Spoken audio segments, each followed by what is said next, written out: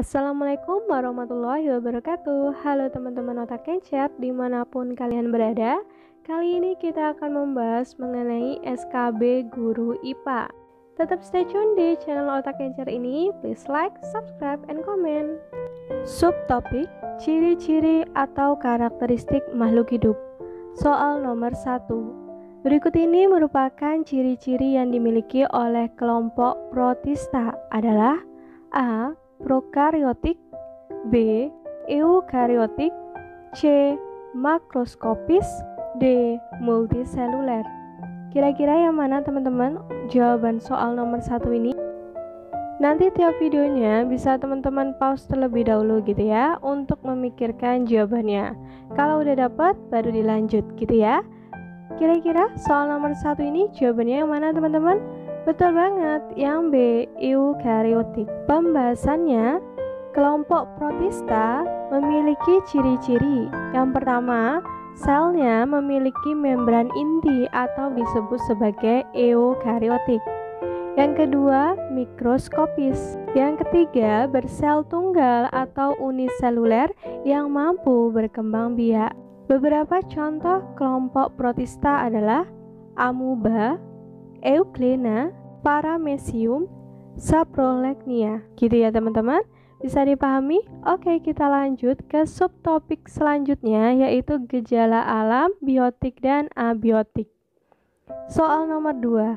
Perhatikan pernyataan berikut ini. Yang pertama, peka terhadap rangsangan. Kedua, membutuhkan nutrisi. 3, bergerak. 4, tumbuh dan berkembang. 5. Bereproduksi. Pernyataan di atas yang merupakan ciri-ciri makhluk biotik adalah nomor A. 1 dan 2, B. 2, 3, dan 4, C. 2 dan 5, D. Semuanya benar. Kira-kira yang mana teman-teman? Jawabannya makhluk biotik, ciri-cirinya yang mana? Betul banget, yang D. Semuanya benar. Pembahasannya, makhluk biotik memiliki ciri-ciri yang berbeda dengan abiotik.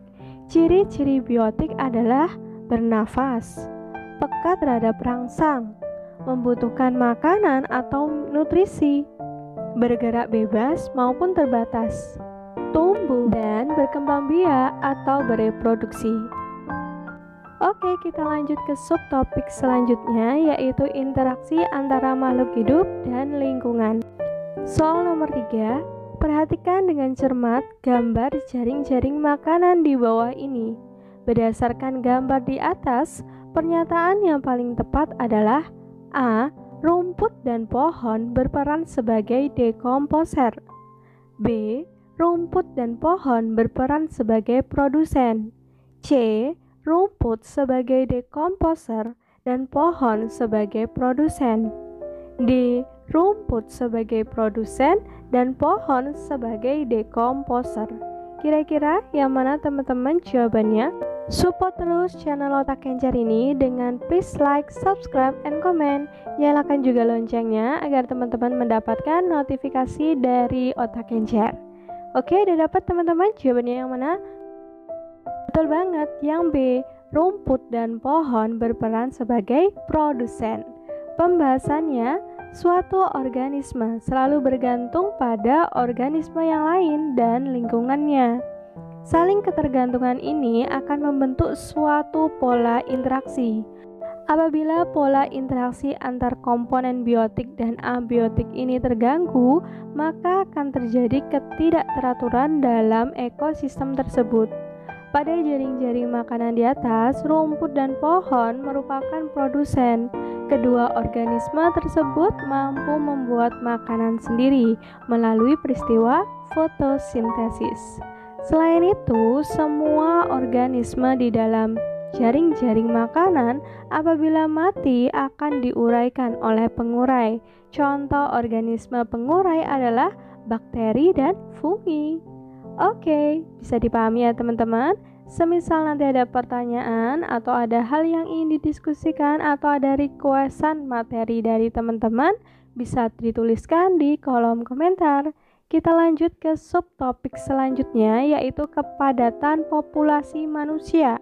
Soal nomor 4. Grafik yang paling tepat untuk menunjukkan hubungan perubahan jumlah penduduk dengan kualitas udara bersih di bumi adalah yang A. Grafik antara kualitas udara dan jumlah penduduk itu semakin ke atas. Yang B. Grafiknya mendatar. Yang C. Melengkung ke atas. Yang D. Melengkung ke bawah. Kira-kira yang mana teman-teman grafiknya yang paling tepat? Betul banget, yang D, dia melengkung ke bawah. Pembahasannya, kepadatan penduduk adalah jumlah penduduk yang mendiami suatu tempat per satuan luas daerah tersebut. Peningkatan jumlah penduduk menyebabkan beberapa hal berikut ini. Yang pertama, peningkatan kebutuhan hidup. Yang kedua, ruang gerak menjadi sangat terbatas. Yang ketiga, peningkatan pencemaran udara, tanah, dan air karena bertambahnya kawasan industri dan peningkatan penggunaan alat transportasi. Dan yang terakhir, ketersediaan udara dan air bersih semakin menipis. Makanya jawaban yang paling tepat yang melengkung ke bawah gitu ya teman-teman. Jadi kualitas udara itu akan semakin berkurang dengan jumlah penduduk yang semakin banyak. Sampai sini bisa ya teman-teman. Kita ke subtopik selanjutnya, yaitu pengelolaan lingkungan untuk mengatasi pencemaran dan kerusakan lingkungan. Soal nomor 5, pencemaran lingkungan akibat membuang sampah sembarangan dapat menimbulkan berbagai macam penyakit.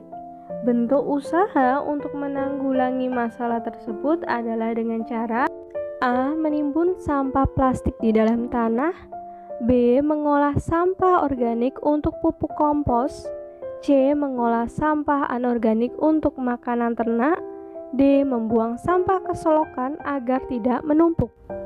Kira-kira yang mana teman-teman jawabannya? Betul banget, yang B. Mengolah sampah organik untuk pupuk kompos. Pembahasannya, salah satu usaha menanggulangi pencemaran lingkungan yang disebabkan oleh sampah adalah dengan cara melakukan daur ulang sampah. Sampah anorganik didaur ulang menjadi barang-barang yang lebih berguna dan memiliki nilai lebih. Sedangkan sampah organik seperti daun dan ranting pohon itu dapat diolah menjadi pupuk kompos. Kita ke subtopik selanjutnya, yaitu mekanisme sistem organ. Soal nomor 6. Otot merupakan penggerak bagian-bagian tubuh. Otot yang berperan dalam pergerakan seperti gambar di atas adalah A. Polos dan rangka, B. Trisep dan jantung, C. Jantung dan bisep, D. Bisep dan trisep. Kira-kira yang mana teman-teman jawabannya? Kita perhatikan dulu gambarnya. Itu apa sih otot yang berperan dalam gambar tersebut? Betul banget, yang D, bisep dan trisep. Pembahasannya, gambar di atas merupakan gambar otot bisep dan trisep. Otot bisep terdapat di bagian lengan atas, sedangkan yang otot trisep terdapat di sepanjang lengan. Kedua otot tersebut bekerja berlawanan dan berperan dalam gerak melipat dan meluruskan tangan. Ketika tangan melipat, diameter lengan akan membesar yang disebabkan kontraksi otot bisep dan relaksasi otot trisep. Dan sebaliknya, ketika tangan diluruskan kembali, diameter lengan akan kembali ke ukuran semula yang disebabkan oleh relaksasi otot bisep dan kontraksi otot trisep. Gitu ya teman-teman? Bisa ya? Oke, kita lanjut lagi ke subtopik selanjutnya, yaitu penerapan bioteknologi pangan bagi kehidupan manusia. Soal nomor 7. Tempe merupakan produk pangan hasil fermentasi. Fermentasi ini dilakukan dengan bantuan jamur A. Saccharomyces cerevisiae, B. Aspergillus wenti, C. Rhizopus oryza, D. Oryza sativa. Kira-kira yang mana teman-teman jawabannya? Jamur yang dipakai untuk fermentasi tempe? Betul banget, yang C. Rhizopus oryza. Pembahasannya, Bioteknologi adalah pemanfaatan bahan yang diperoleh dari makhluk hidup untuk menghasilkan suatu produk atau jasa yang bermanfaat bagi manusia dengan bantuan agen biologi. Bioteknologi dibagi menjadi dua jenis, yaitu bioteknologi konvensional dan bioteknologi modern.